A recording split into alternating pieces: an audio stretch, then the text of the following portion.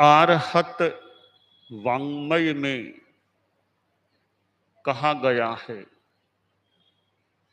अभओ पथिवा तुभ्यम अभय दाया भवाशीय अनिच्चे जीवलोगम्मि किं हिंसा ए पसज्जसि। आगम में एक बात आती है, एक राजा एक उद्यान में गया। बात का भाव माना जा सकता है, बगीचा उद्यान बहुत सुंदर माहौल, और वहां राजा ने देखा एक हरिण उधर चल रहा है। राजा को शिकार करना था, निशाना साधा, बाण फेंका, निशाना ठीक सधा और वह हरिण काल कवलित हो गया। राजा उस मृत हरिण के पास पहुंचा तो उसने लगभग उसी समय देखा एक साधु वहां उद्यान में बैठा है, और साधु ध्यानस्थ है। आंखें मूंदी हुई ध्यान की मुद्रा में स्थित साधु को राजा ने देखा। कोई लक्ष्य तो राजा का था या नहीं संत दर्शन का, परंतु संत दर्शन हो गया। और साधु जो अहिंसा के साधक हों, जो दया मूर्ति, क्षमा मूर्ति, अहिंसा मूर्ति, समता मूर्ति, त्याग मूर्ति, तपो मूर्ति हों, ऐसे साधु के दर्शन हो जाएं, और दर्शन करने वाला भी श्रद्धा से करे तो दर्शन कर्ता के पाप निर्जीर्ण हो सकते हैं। तन कर मन कर वचन कर देतन काहू दुख, तुलसी पातक झड़त है देखत बाको मुख। जो तन से मन से वचन से किसी को दुख नहीं देते, ऐसे अहिंसक संयमी महाव्रतधारी साधु के दर्शन करने से पाप झड़ सकते हैं। और जब साधु को देखने से मन में और एक वैराग्य भाव जागृत होता है, संयम की अनुमोदना होती है, तो फिर पाप कर्मों को हल्का होने का, कटने का भी मौका मिलता है। तो राजा ने संत को देखा कि ध्यान में स्थित साधु है, और उसके चेहरे पर भी बड़ी सरलता, रिजुता मानो टपक रही है। सोचा यह साधु बैठा है, यह इस उद्यान में रहने वाला हो सकता है, और यह जो हरिण मैंने मारा है, यह हरिण इस साधु का होना चाहिए, साधु का हो सकता है। तो मैंने हरिण को मार दिया, और जो ही साधु को पता चलेगा कि इसने मेरे हरिण को मारा है, साधु कुपित हो जाएगा, पता नहीं मेरा क्या बिगाड़ कर देगा, मुझे शाप दे देगा, मेरा कितना नुकसान हो सकेगा। ठीक है, साधु के पास कुछ लब्धियां सिद्धियां, प्राचीन काल में बात आती है कि तेजो लब्धि जैसी कोई सिद्धियां लब्धियां साधु के पास हो, तो साधु के पास कोई ऐसी लब्धि सिद्धि हो भी तो साधु का धर्म है किसी को तकलीफ नहीं देना, मारना नहीं। दूसरा भले कोई साधु को तकलीफ दे दे, साधु वाकिस तकलीफ न दे। साधु का धर्म सहन करना है, समता रखना है, कुछ क्षमता है प्रतिकार करने की, फिर भी साधु हिंसात्मक प्रतिकार न करे। कोई निंदा आलोचना भी कर दे, कोई गाली भी दे दे, साधु का धर्म है शांति रखना, समता रखो, शांति रखो। गाली दे दी तो दे दी, क्या खास बात है। गाली सुनिया ने हुए गुमड़ा, तो गाली दे दी तो कोई गुमड़े थोड़े होती हैं गाली सुनने से, दे दी तो दे दी, मैं क्यों प्रतिक्रिया में जाऊं। गाली दी तो गलती तो उसने की है ना, तो मैं क्यों फालतू गलती करूं। अब उसने तो गलती की, मुझे गाली दी, मैं वापिस गुस्सा करूंगा। साधु सोचे मैं वापिस गुस्सा करूंगा उस गाली के लिए, तो मैं भी गलती करने वाला बन जाऊंगा ना। तो उसने गलती की तो मैं गलती क्यों करूं। एक आदमी को वमन हो रहा है तो उसको देखकर मैं वमन क्यों करूं। तो साधु का धर्म शांति रखना, समता रखना, अहिंसा का पालन करना होता है। और यही तो बड़ा अंतर है साधु में और गृहस्थ में, कि साधु सक्षम होने पर भी हिंसात्मक प्रतिकार भी न करे। तो राजा ने साधु को देखा तो मन भीत हो गया, भयभीत, कि साधु मेरा क्या बिगाड़ कर देगा। यह हरिण साधु का ही होना चाहिए, हो सकता है, साधु से क्षमा मांग लेनी चाहिए। सोचा अभी तो आंखें मूंदी हुई है, थोड़ी देर प्रतीक्षा करूं, यदि आंखें खोल लेंगे थोड़ी देर बाद तो मैं बात करूंगा और अपनी क्षमा की भीख मांगूंगा। कुछ समय के बाद साधु ने आंखें खोली। तब राजा बोला, मुनिवर माफी चाहता हूं, क्षमा की भीख मांग रहा हूं। क्षमा, किस बात की क्षमा, भीख। मुनिवर वह हरिण मैंने मार दिया है, और मेरा अनुमान है यह हरिण आपका ही होगा, और आपका हरिण मैं मार दिया तो मैं अपराधी हो गया हूं। तो आप साधु लोग हैं, कुपित हो जाएं तो क्या अभिशाप दे दें, श्राप दे दें, पता नहीं हमारा तो क्या हो जाए। आप तपस्वी लोग हैं, क्या अभिशाप दे दें। तो मैं माफी की भीख मांगता हूं। साधु तो अहिंसा का पुजारी, साधु ने सोचा होगा भी ठीक है, भीख की क्या, मैं तो ऐसे ही अहिंसक हूं, पर इसको भी अहिंसा का संदेश तो दूं, इसको भी समझाऊं। साधु का काम हृदय परिवर्तन का प्रयास करना है, समझाना, उपदेश देना, उपदेश दे दे कर दूसरों में उपयुक्त अच्छा परिवर्तन लाना, हिंसक को हिंसा छुड़वा देना, नशाखोर को नशा छुड़वा देना, असंयमी को जितना हो सके असंयम से मुक्त करना, संयम की दिशा में आगे बढ़ाने का प्रयास करना। तो एक है बलात्, जबरदस्ती कोई काम कराना, एक हृदय परिवर्तन करके, समझा करके, सहमत करके उसको अच्छे रास्ते पर लाना।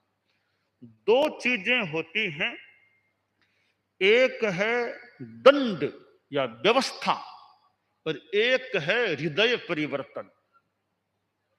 यह दंड है, व्यवस्था है, यह एक सरकार का काम हो सकता है, राजतंत्र का काम हो सकता है, कि वे दंड के द्वारा, व्यवस्था के द्वारा कानून बना करके गलत चीजों को रोकने का प्रयास करें। कहीं शराबबंदी का नियम लागू कर दिया कि शराब नहीं पी सकते कोई, तो सरकार है वो नियम बनाकर दंडे के बल पर अपना व्यवस्था तंत्र के आधार पर काम कर सकती है। पर साधु का काम है वो समझा समझा के भी त्याग करो, समझा के नशे का त्याग करो, हिंसा का त्याग करो। तो साधु समझा कर त्याग करता है। व्यवस्था और हृदय परिवर्तन, व्यवस्था के द्वारा, दंड संहिता के द्वारा, दंडे के बल पर भी कुछ काम कराए जा सकते हैं। आदमी भय के कारण कि यह काम नहीं करना वरना दंडा पड़ेगा, दंड मिलेगा, और कुछ हो जाएगा। तो व्यवस्था तंत्र, शासन तंत्र का भी अपना महत्व है, अपना बल भी होता है। दूसरा है हृदय परिवर्तन का बल। व्यवस्था तंत्र में जबरदस्ती हो सकती है कि शराब नहीं पीना यहां पर, तो आदमी सीमा के बाहर जाकर के शराब पीने का प्रयास कर सकेगा। भी इस राज्य में शराब का निषेध है, मैं पास वाले राज्य में जाकर शराब पी लूंगा। क्यों? कि हृदय परिवर्तन नहीं हुआ, मात्र व्यवस्था परिवर्तन या व्यवस्था का आधार है। हृदय परिवर्तन हो गया, फिर कानून है या नहीं, वह आदमी नशा नहीं करेगा, शराब नहीं पी सकेगा सामान्यतया। तो ये आदमी को बदलने के लिए एक और व्यवस्था परिवर्तन का महत्व है, वो सरकार का कार्य, शासन प्रशासन का कार्य है। तो दूसरा यह हृदय परिवर्तन जो साधु संस्था का काम है कि समझा समझा करके त्याग कराओ, पाप को छुड़वाओ, अहिंसा संयम के मार्ग पर लोगों को लाने का प्रयास करें। तो राजा ने जब क्षमा की भीख मांगी तो मुनि ने सोचा, मैं तो कोई गुस्से में हूं नहीं, न कोई साथ देने वाला, मुझे तो इसको भी हृदय परिवर्तन के द्वारा हिंसा से कुछ मुक्त करने का प्रयास करना है। तो सहज ही आ गया है तो मैं क्यों नहीं उपदेश दूं। तो साधु बोलता है, अभ ओ पथिवा तुभ्यम अभय दाया भवाहि ये अनित्ये जीवलोगम में किं हिंसा एपसज्जसि। ये आगम का श्लोक है। उस समय तो साधु ने किस भाषा में कहा क्या का अलग बात है, आगम का यह श्लोक है। तो साधु बोलता है, राजन तुम्हें अभय दान है, मेरी ओर से अभय दान है। देखिए, साधु अभय दान दाता होता है, होना चाहिए। प्राणियों को अभय दान देना साधु का धर्म है। किस प्रकार कि साधु ने त्याग कर लिया 6 काय के जीवों की हिंसा का, 3 कर्ण 3 योग से मुझे त्याग है। 7 काय के प्रतिपालक साधु, 7 काय के त्राता साधु, 7 काय के पीहर साधु, कि साधु ने त्याग कर दिया, मुझे सब प्राणियों को, सभी प्राणियों को, किसी भी प्राणी को मैं नहीं मारूं, 3 कर्ण 3 योग से मुझे त्याग है। प्रथम महाव्रत में हिंसा का त्याग। तो ये हिंसा का त्याग कर देना, हिंसा से विरत हो जाना, यह अभय दान हो जाता है। और आचार्य भिक्षु ने ये अनेक बातें उनके गीतों में और में मिलती है। 6 काय मारण रा त्याग कोई पचख आण बैराग ए अभय दान कयो जिन राय धर्म दान में मिलियो आये। कि 6 काय के मारने का वैराग्य से त्याग कर देना यह अभय दान होता है। तो साधु अभय दान दाता। दुनिया में अनेक प्रकार के दान चलते हैं, अपना अपना उन दानों का महत्व भी होता है, हो सकता है। कोई औषध का दान भी, बीमारों के लिए औषधियां बांटो, दवाइयां फ्री में बांटो, कोरोना काल वार और वाक दवाइयां बांटो, फ्री में दवाइयां दो, कोई वो भी दान हो गया।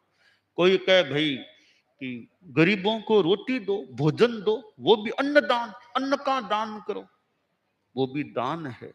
कोई कपड़े का दान भी, सर्दी हो तो, अभी तो गर्मी, सर्दी हो तो कपड़े, गर्म कपड़े बांटो गरीबों को, उनको सर्दी नहीं लगे, तो वह भी वस्त्र दान हो गया।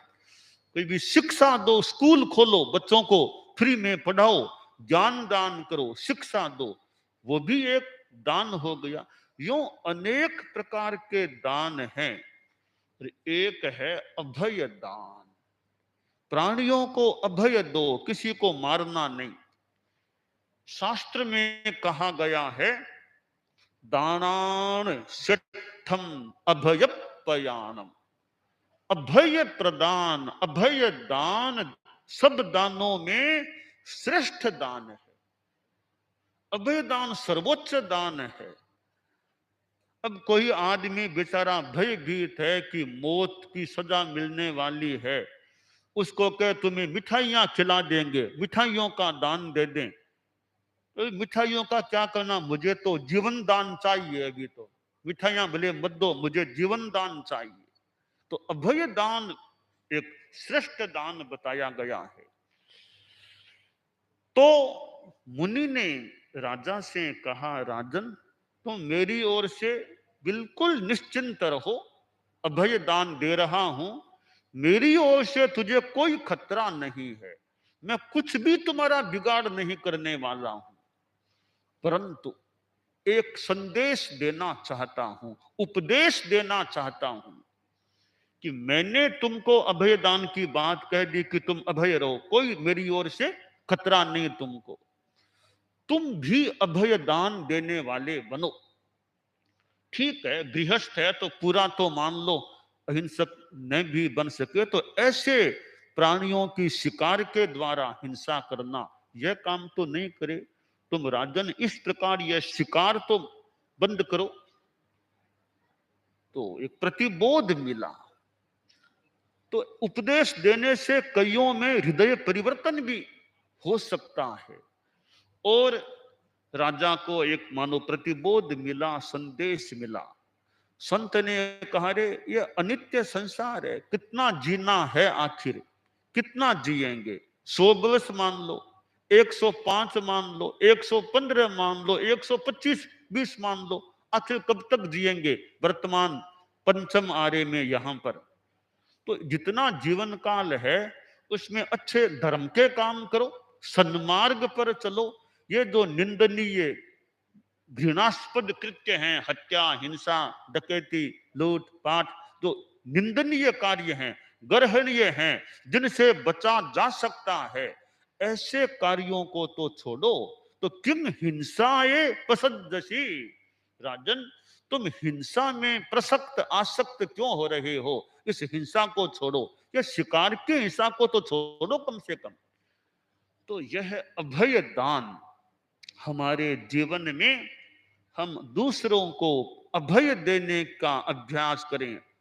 अभय, कोई बात नहीं, कोई बात नहीं, व्यक्तिगत रूप में मेरा तुमने कुछ भी किया, मेरी ओर से कोई बात नहीं। एक सामने वाला ईंट फेंके तो क्या पत्थर फेंको वापिस, यह नीति कहीं हो सकती है, किसी संदर्भ में हो सकती है। सैनिकों की कोई हो तो ऐसी नीति मान लो कहीं हो, टिट फॉर टैट, एक नीति संसार की हो सकती है। पर जहां साधना और उत्तमता की बात है, अध्यात्म की बात है, वहां ईंट का जवाब पत्थर से क्यों, ईंट का जवाब फूलों से दे। सचित फूलों से नहीं, वो फूल नहीं, हृदय के सद्भावना के फूलों से दें। कि तुमने कुछ भी कर दिया, गाली दी, कुछ भी दी, मेरे मन में तुम्हारे प्रति कोई आक्रोश नहीं, वही सद्भावना, वही पवित्र भाव है। तो यह सद्भावना के फूलों से जवाब दें। जैसे भगवान के प्रति तो श्रद्धा के फूल चढ़ाते हैं, महावीर तुम्हारे चरणों में श्रद्धा के कुसुम चढ़ाए, भगवान के सामने तो श्रद्धा के फूल हैं। और सामान्य व्यक्तियों के साथ सद्भावना के फूल, सद्भावना। तो यह सद्भावना रहे, हम किसी को भयभीत फालतू न करें। तो यह अभय दान बड़ा दान है। तो गृहस्थों के जीवन में भी एक सीमा तक बड़े बड़े प्राणियों को तो कम से कम न मारे, इस रूप में अभय दान का विकास हो, यह वांछनीय है।